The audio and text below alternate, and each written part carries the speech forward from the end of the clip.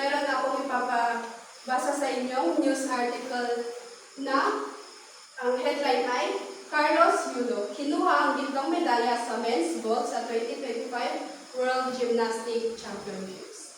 Sa unang grupo, maaari bang basahin ang unang pangungusap?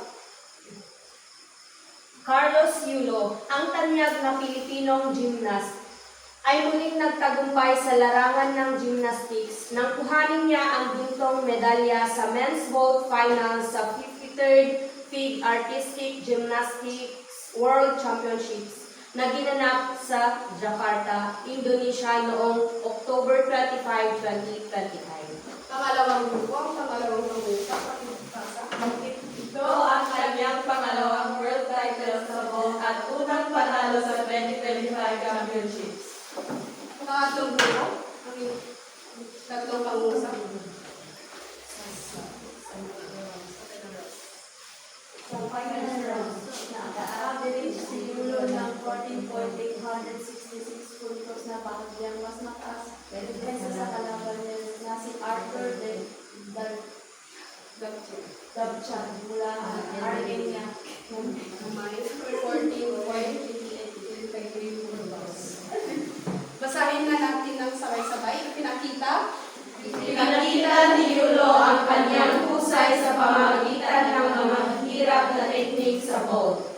Kabilang ang front handspring at double pipe na may front half out. At nagtapos ito sa isang maritis na landing na nagbigay sa kanya ng karagdagang puntos.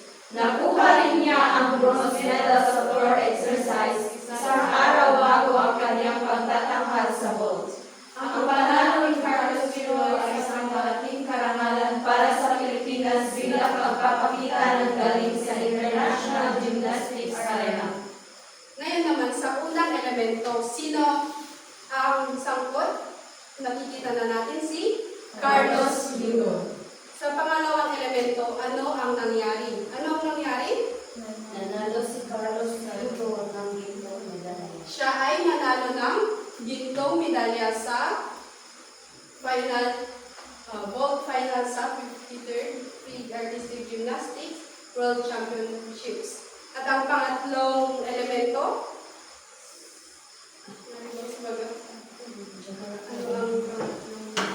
Sa Jakarta, Indonesia. nangyari ito sa Jakarta, Indonesia. Kailan ito nangyari? October 25, Tama, noong Oktubre 25, 2025. At ang panglimang elemento ng balita, saan dito na maribang po yun dito? Isang professional na kompetisyon na gymnastic upang matukoy ang mga world champions sa iba't iba. At ang panghuling elemento ng balita, Casey? Ipinakita ni Yulo ang kahusayan sa pag-perform ng mga mahihirap na vault moves at nakakuha ng mataas na puntos para sa kanyang panalo.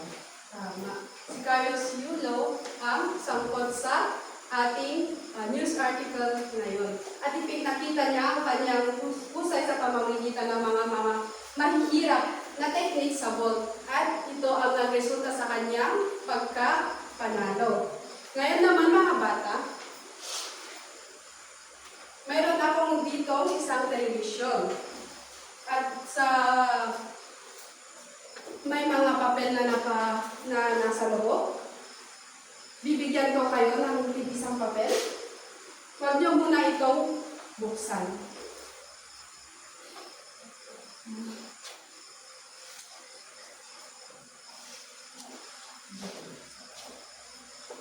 Ngayon, huwag niyo muna itong buksan. Sa papel ninyo, may sulat na mahahalagang issue o mahahalagang balita sa ating lipunan ngayon. Sa pagbilang ko ng 3, maaari ninyong buksan ito. 1, 2, 3. Tignan nga ninyo. Ano ang nasa loob ng inyong papel?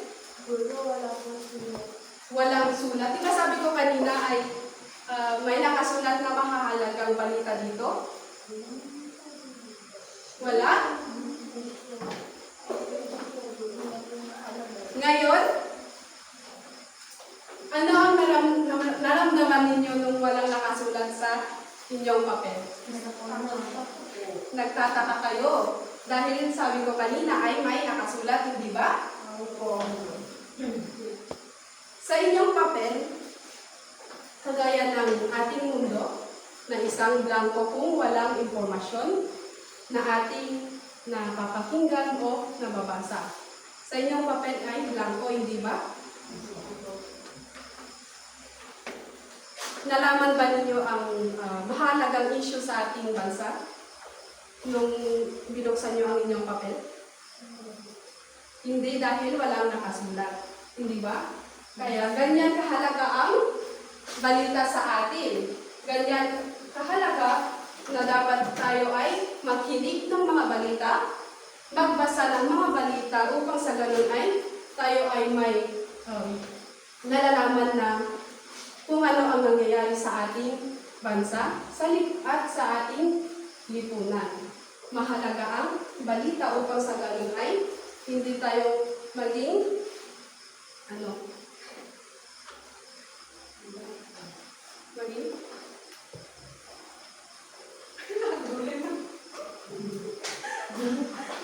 maging blanco na.